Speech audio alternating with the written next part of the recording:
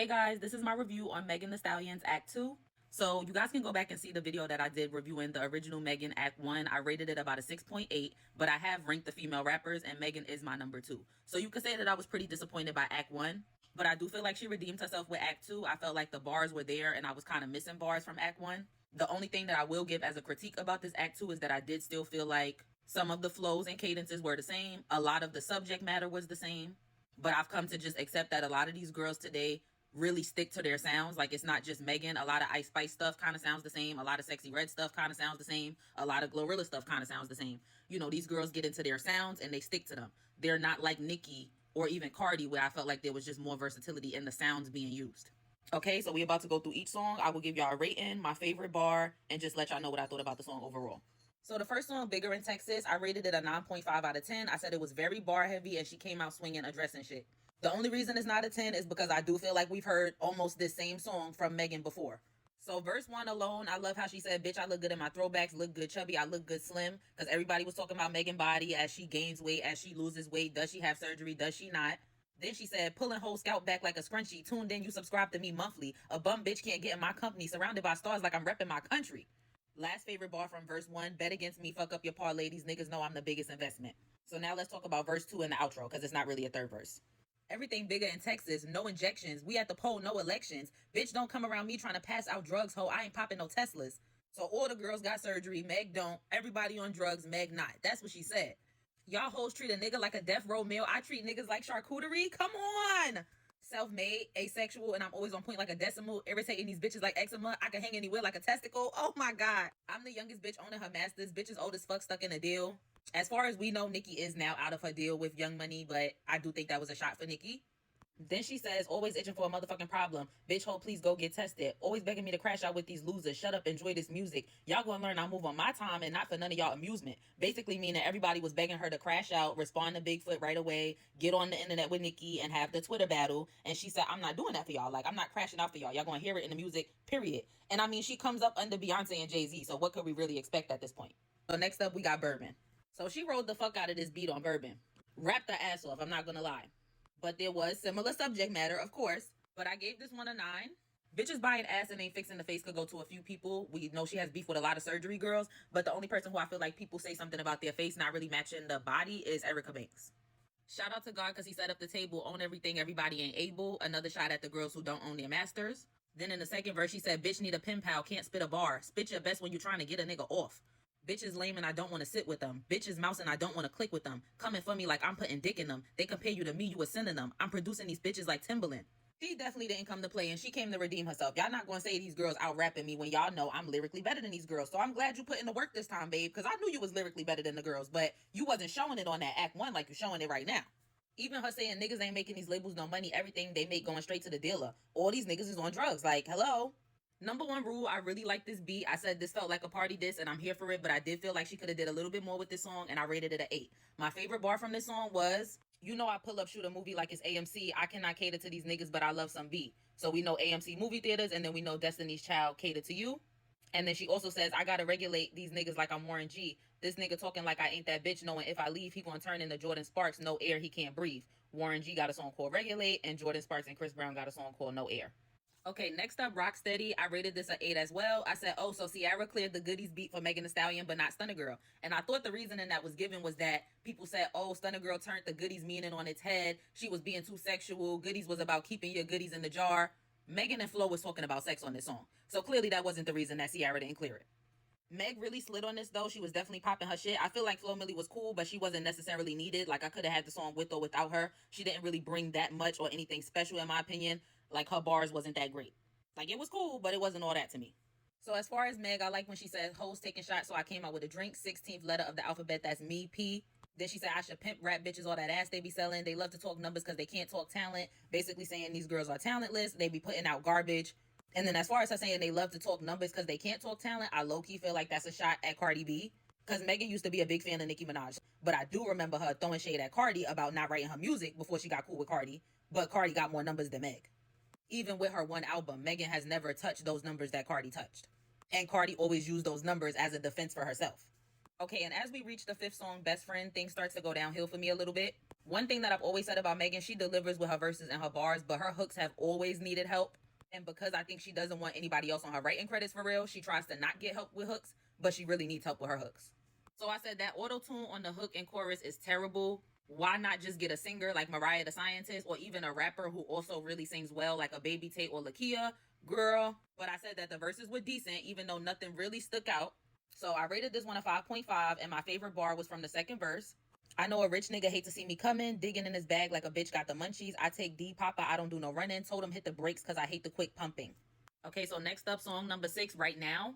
Okay, so I rated this song a 6.5. I said the whole I'm the baddest bitch out right now, baddest bitch out right now, I'm the baddest bitch out right now, baddest bitch out right now, for a hook was extremely repetitive, similar to me hearing I'm worthy, not worthless, I'm worthy, not worthless, or this pussy broke a nigga heart, broke his heart, this pussy broke a nigga heart, broke his heart, over and over again. So like I said, she needs to get her help with her hooks so that she's not saying the same thing repeatedly.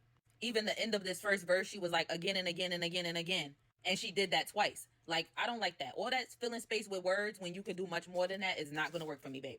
My favorite bar from this one was he could take back whatever he bought me. None of that shit put a dent in my closet. The next song, number 7, is the Mamushi remix featuring Twice. So without Yuki Chiba, and Twice is a girl K-pop group.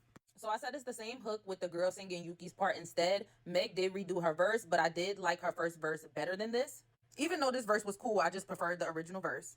But I said that I did like Twice's verse more than I liked Yuki's original verse on the song, because Twice's verse had more English in it and it was just easier for me to understand and digest.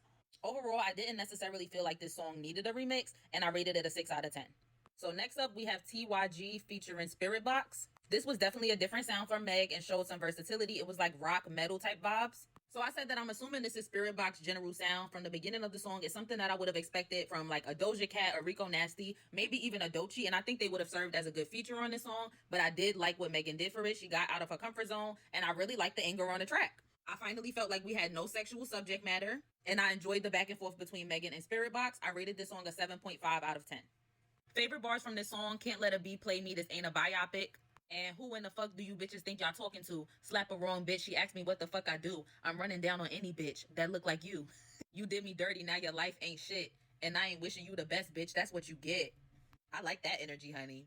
Okay, so the next song was Motion. I gave this song a 6.5. I said it kind of gave me a upbeat, faster version of Paper Together. It was a very braggadocious, I got more money than y'all type of song. But overall, I said it was an average Megan song. Nothing stood out about it to me. It wasn't bad, but I also wouldn't consider it great. It was just like a cool, good filler song, and we are getting towards the end of the track list, which is usually when we start getting those filler tracks thrown in because they're trying to meet a certain runtime for the album or mixtape. And the ending, when she was doing all that bragging and going off, it was very tone deaf, similar to the reaction that I feel like Lotto's Brokey originally got. While we liked the song and we admitted that Lotto was rapping well on the song, there was a lot of backlash that she got and people saying like, girl, you don't see where the economy is at right now. So it kind of gave me those similar vibes, but 6.5 out of 10. Next song is Fell in Love. So I don't know if this song is when Megan was with Party or that new guy that she had posted on her TikTok, the athlete. But now all of a sudden Megan is talking about now is fuck outside, I'm inside. Girl, you literally had a whole song on your last album called Outside. You stay outside, baby. But it was a very old school hip hop beat, which I love. It sounded like something she made when she was in love, even though she's still talking about DMP. I feel like she could have done a lot more with this beat. Doechii would have ripped this beat, quite frankly. But Megan's flow was actually good on this. I felt like the lyricism was lacking and could have been better for the type of beat that it was. The hook also wasn't great. Like the hook, I'm with a rich nigga in the house getting fucked. No. We don't need to hear that no more, Megan. Best bar that stuck out to me from this song was I bet not ever catch you with your hook in another fish. Just like a IUD, I'm finna have it up in this bitch. And I rated this song a 6.5 out of 10. So the next song is He Think I Love Him, which is the Gucci Mane I Think I Love Her freestyle. So we've already heard this freestyle. I really do generally feel like Megan's freestyles are better than her songs, but this actually wasn't my favorite freestyle by her. Certain stuff that Megan says would just throw me off and turn me off. In this one, she said something about it's a girl getting effed over bragging about her low body count. And I just feel like Megan has expressed that her body count is high and she doesn't really care if people see her as being promiscuous, but you've always been fucked over as well.